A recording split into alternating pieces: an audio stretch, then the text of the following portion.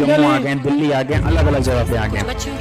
और अभी सरकार उनको करेगी फिर से हम मेरी बात समझ गए क्या? सबके साथ मर्डर हो जाता है क्या? सारी बहुएं जला के मार दी जाती? दोस्तों नमस्कार, आप सभी का स्वागत है। बिहार जुडिशरी 2024 का रिजल्ट आया। इसमें हमारे साथ जो सिलेक्ट कैंडिडेट हैं, टॉपर्स हैं, इनसे हम बात करने वाले हैं कि किस प्रकार से इनकी जो तैयारी के दौरान रणनीति थी, आखिरकार सफलता कैसे पाई, और बहुत सारे बच्चे जो इससे बाहर हो गए तो उनके लिए क्या क्या मैसेज देना चाहेंगे और तैयारी के दौरान क्या क्या सावधानियाँ रखनी चाहिए बच्चों को, इसके बारे में चर्चा करेंगे। सर बहुत बहुत स्वागत है आपका। धन्यवाद सर। जी, क्या कहेंगे सर, और अपना नाम और कौन सी रैंक के द्वारा पास हुए सर? मेरा नाम कुमार सुशांत है। मैंने 156 रैंक हासिल की है जी और मैं ये बोलूँगा कि मेरे ये जो नतीजा है ये मेरे पूरे हार्डवर्क का नतीजा है जी और अपने आप से ऑनेस्ट रहने की नतीजा है। जी और जैसा आपने बोला कि बहुत लोग बाहर हो गए जी सर, तो इसमें फेल्योर नहीं होती है। जी 10 मार्क्स वो लोग लकी नहीं थे, जी। मतलब वो लोग इनफ लकी नहीं थे कि वो लोग क्वालिफाई कर सकें। नहीं तो इसमें 10 मार्क 5 मार्क्स वो मेंस में एक्चुअली डिपेंड करता है जो कॉपी चेक कर रहा है। अगर वो लास्ट में कॉपी चेक कर रहा है तो मे बी वो दिन भर में एक कटअप बनाते हैं कि इससे आगे नहीं देना है, तो मे बी वो वहाँ पे लैग कर जाते हैं। तो वो लोग अनफॉर्चुनेट होते हैं, लकी होते हैं, फेलियर नहीं होते वो लोग। हाँ सर, स्वागत है, बहुत बहुत बधाई आपको। क्या कहेंगे सर, सफलता का ये राज हर कैंडिडेट तो नहीं हो पाता है पहली बार में, पहली बार में शायद सुना है आपका सिलेक्शन हुआ, क्या कहना चाहेंगे? सर सफलता का जो मूल मंत्र होता है वो आपकी लगन, कठिन परिश्रम और आपका एक जो जुझारूपन होता है जी वो सबसे मूल मंत्र होता है।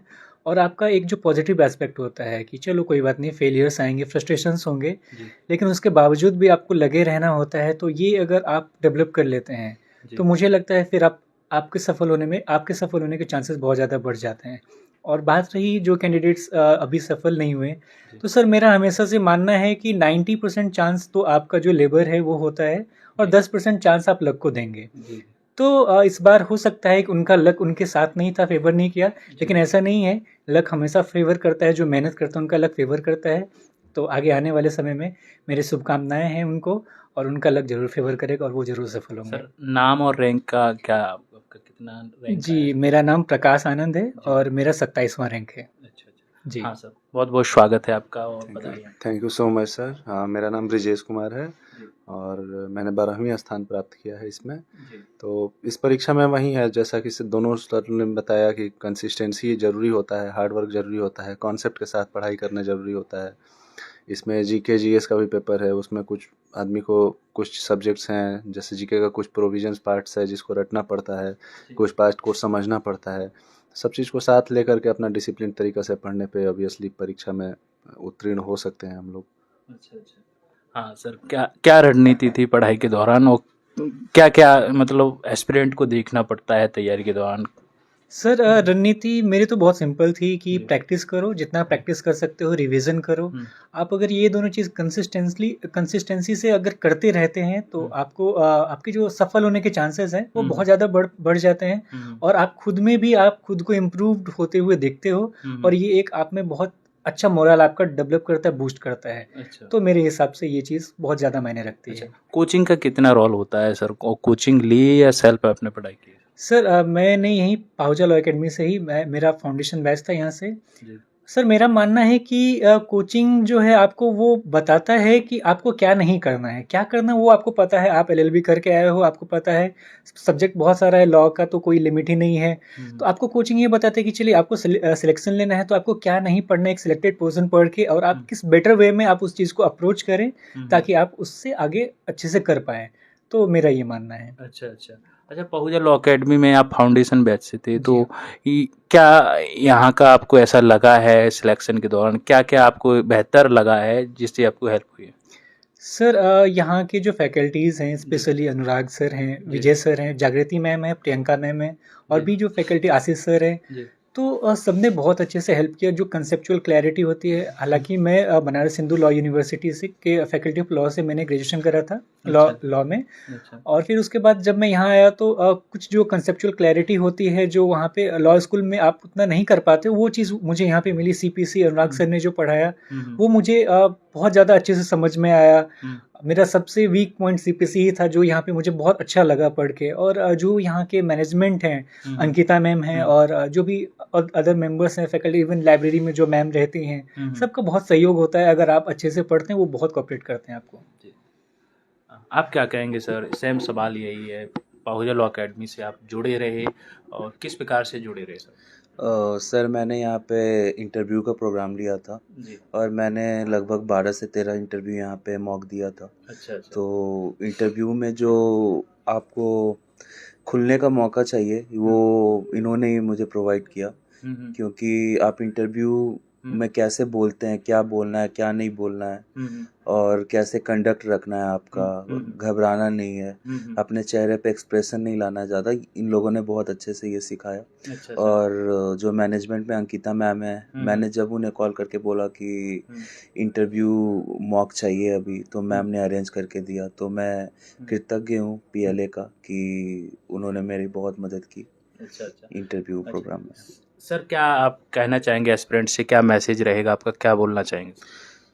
जैसा कि मैं लगातार बोलते आ रहा हूँ कि हार्ड वर्क रहना चाहिए, कंसिस्टेंसी रहना चाहिए और अपने आप से ऑनेस्ट रहना चाहिए। अपने आप से ऑनेस्टी सबसे बड़ी चीज़ है। अच्छा अच्छा। हाँ हाँ जी सर, क्या आंसर राइटिंग जो प्री के बाद मेंस की तुरंत कर देना चाहिए कि प्री या मेंस साथ में करना चाहिए? सर बेस्ट स्ट्रेटजी होता है कि मेंस का प्रिपरेशन पहले हो जाए। अच्छा और जी। मेंस के साथ साथ प्रिपरेशन से उसका फ़ायदा ये होता है कि आपका प्री का बहुत सारा चीज़ पहले से कवर हो जाता है। केवल आपको उस पार्ट को फोकस करना होता है जो डार्क एरिया फॉर मेंस है। मेंस में उससे कम सवाल आते हैं लेकिन प्री में आने के चांसेस होते हैं। तो ये फ़ायदा होता है कि मेंस का आप तैयारी कर लिए तो 50-60% 70% तक इवन कॉन्सेप्ट क्लियर हो जाता है और बेरक भी कंप्लीट हो जाता है। तो उसके बाद केवल यही होता है कि मॉक लगाते रहिए और अपना प्रीवियस ईयर क्वेश्चंस देखिए, उसके बेसिस पे अपना बेरक पढ़िए, रिवीजन कीजिए। तो ये स्ट्रेटेजी होता है। बाकी इंटरव्यू के लिए वही है कि मॉक इंटरव्यूज़ वगैरह देते रहिए। जैसे पाहुजा में हमने भी मॉक इंटरव्यू दिया था यहाँ पे। तो यहाँ पे मॉक इंटरव्यू में बेसिक चीज़ें पता चलती है, कंडक्ट सीखने को मिलता है, कैसे बिहेव करना है, कितना अपने आप को हम्बल बना के रखना है, कितना कॉन्फिडेंटली बोलना है। तो ये सब मॉक इंटरव्यू से फ़ायदा होता है। टोटल कितने मॉक दिए थे आपने? सर मॉक तो मैंने कई जगह पे दिए हुए हैं, तो करीब करीब मैंने 7-8 मॉक दिया होता है। क्योंकि उस समय सिलेक्शन के से पहले सबको यही लगता है, चाहे रैंक 1 हो, चाहे रैंक 50 हो, चाहे 150 रैंक हो, सबको यही लगता है कि लिस्ट में कहीं नाम दिखे मेरा। तो उससे होता है कि उस समय आदमी ये डिसाइड नहीं करता है कि हमको इसी में यहीं पे पर्टिकुलर मॉक देना है या वहाँ पे देना है। इसलिए वैरायटी ऑफ मॉक्स दिया जाता है। जैसे एक बार मैं अपने मॉक दे दिया, अगर आप कोई और कंपटीशन में दे रहे हैं, जैसे बहुत सारे लोग होंगे जो इंटरव्यू दिए उनका सिलेक्शन नहीं हुआ होगा या हो गया, वो दूसरे एग्जाम अब में अपीयर होना चाहेंगे, तो उनके लिए फिर इतना मॉक देने की ज़रूरत नहीं होगी। उनको आइडिया लग गया होगा कि किस तरीके से बिहेव करना है, किस तरीके से कंसंट्रेट करना है वहाँ पर। तो मॉक का ये फ़ायदा ज़रूर होता है, एक बेसिक कॉन्फिडेंस जो है वो गेन हो जाता है। आप क्या कहेंगे सर? आंसर राइटिंग का जैसे सर ने बोला है कि साथ में दोनों होना चाहिए या पहले मेंस की हो जाना चाहिए, तो प्री से पहले मेंस ही करना चाहिए तैयारी, क्या कहना चाहेंगे आप? जैसा आपने कि कैसे सर ने अभी बताया जी। कि अब सबसे बेस्ट स्ट्रेटेजी यही होती है कि आप जो प्री की तैयारी करें वो मेंस के थ्रू करें, जी। ताकि आपका जो प्री है वो तो तैयार हो ही और आपका मेंस भी बहुत अच्छे से तैयार हो जाए। क्योंकि जब प्री होता है उसके बाद आपको ज़्यादा समय नहीं मिलता है, और अगर आपका एक साथ तैयार है तो आपके लिए वो एक एज के रूप में काम करता है। तो अब आप दोनों चीज़ को अगर एक साथ करते हैं तो वो सबसे फ़ायदेमंद चीज़ होता है। और जो आपकी कंसेप्चुअल क्लैरिटी है वो बहुत अच्छे से डेवलप होती है। अच्छा अच्छा। जी, आप क्या जोड़ना चाहेंगे, बोलना चाहेंगे एस्पिरेंट के लिए, बोलना चाहेंगे? एस्पिरेंट्स के लिए बस यही संदेश है मेरा, सिंपल सा है कि आप खुद में यूनिक हैं। आपको कोई एक सेट पैटर्न फॉलो करने की ज़रूरत नहीं है, आप अपना ढूंढिए। कोई ज़रूरत नहीं है एक फिक्स्ड आवर का कि आप इतना ही पढ़िए, इस पैटर्न से पढ़िए। आपको जो सूट करे वो करिए और लगे रहिए बस। अगर ये काम आप करते रहेंगे और आप खुद में ऑनेस्ट होंगे तो फिर आपका जो भी आपका डिज़ायर्ड रिजल्ट चाहते हैं वो मिलेगा आपको। Sir there is no substitute to hard work. Simple है यही कि कंसिस्टेंसी के साथ डिसिप्लिन होकर पढ़ाई करना पड़ेगा और उस हिसाब से अपना टॉपिक वाइज स्ट्रेटेजी फॉलो करना पड़ेगा। बेस्ट टाइम अपना दीजिए स्ट्रेटेजी बनाने में कि किस तरीके से हम डिसाइड पढ़ें, कितने आवर्स पढ़ें, कितने नंबर ऑफ़ टॉपिक्स एक बार में कवर करें। नंबर ऑफ़ आवर्स मैटर नहीं करता है, हर और ये भी मैटर नहीं करता है कि आप कितना कट ऑफ होकर चीज़ों से पढ़ रहे हैं, मैटर ये करता है कि कितना कॉन्सेप्चुअल क्लैरिटी के साथ आप जो पढ़ रहे हैं वो पढ़ रहे हैं, कितना लॉन्ग टर्म तक रिटेन कर पा रहे हैं। तो जब तक कॉन्सेप्चुअल क्लैरिटी नहीं आएगा, रिटेंशन पावर नहीं आएगा। तो इसलिए बेहतर यही होगा कि नंबर ऑफ आवर्स को छोड़ करके कॉन्सेप्चुअल क्लैरिटी पे जाएं। जब तक आपको वो कॉन्सेप्ट क्लियर नहीं होता है तब तक उस टॉपिक को पढ़ते रहें।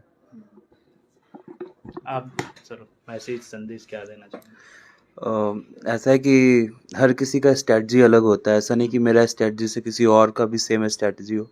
तो कैंडिडेट जो भी है उनको देखना होगा कि कौन सा सबसे सुटेबल टाइम है पूरे दिन का, जो जिसमें वो सब कुछ रिकॉल कर पा रहे हैं, सब कुछ याद कर पा रहे हैं। तो उस अकॉर्डिंग उस टाइम पीरियड में उनको अपने आप से ऑनेस्ट रहना पड़ेगा। और डेली अगर आप डेली एक सर्टेन टाइम पीरियड में अपने आप से ऑनेस्ट रहना पड़ेगा और उस टाइम पीरियड में उनको पढ़ना पड़ेगा। ऐसा नहीं है कि आप 2 दिन पढ़ रहे हैं फिर 2 दिन नहीं पढ़ रहे हैं। कंसिस्टेंसी आपको अपने निरंतर रखना पड़ेगा। तो दोस्तों देख सकते हैं कि बिहार जुडिशरी में जो 2024 का रिजल्ट आया, इसमें जितने भी सिलेक्टेड कैंडिडेट हुए, हम बारी बारी से आप लोगों तक टॉपर्स का इंटरव्यू दे रहे हैं, किस प्रकार की रणनीति रही। पहुजा लॉ अकेडमी ने अभी हाल ही में 60 से भी ज़्यादा बच्चों का सिलेक्शन दिया है। इसके लिए पहुजा लॉ अकेडमी का जो नाम पूरे भारत में हो रहा है, उनके काम के द्वारा जो कोचिंग संस्थान ने अपना नाम बनाया है, ऐसे ही टॉपर्स का हम इंटरव्यू देते रहे हैं और देते आएंगे, लगातार इस प्रकार की जानकारी देते आए हैं। तो कैसी आपको ये जानकारी लगी? अपनी जो सफलता है, इन्होंने अपनी रणनीति पूरी बताई, कैसे सहायक रहेगी आपके लिए? हमारी मुलाकात अगले वीडियो में होगी, तब तक के लिए अपना ख्याल रखिएगा। नमस्कार। Subscribe for more content.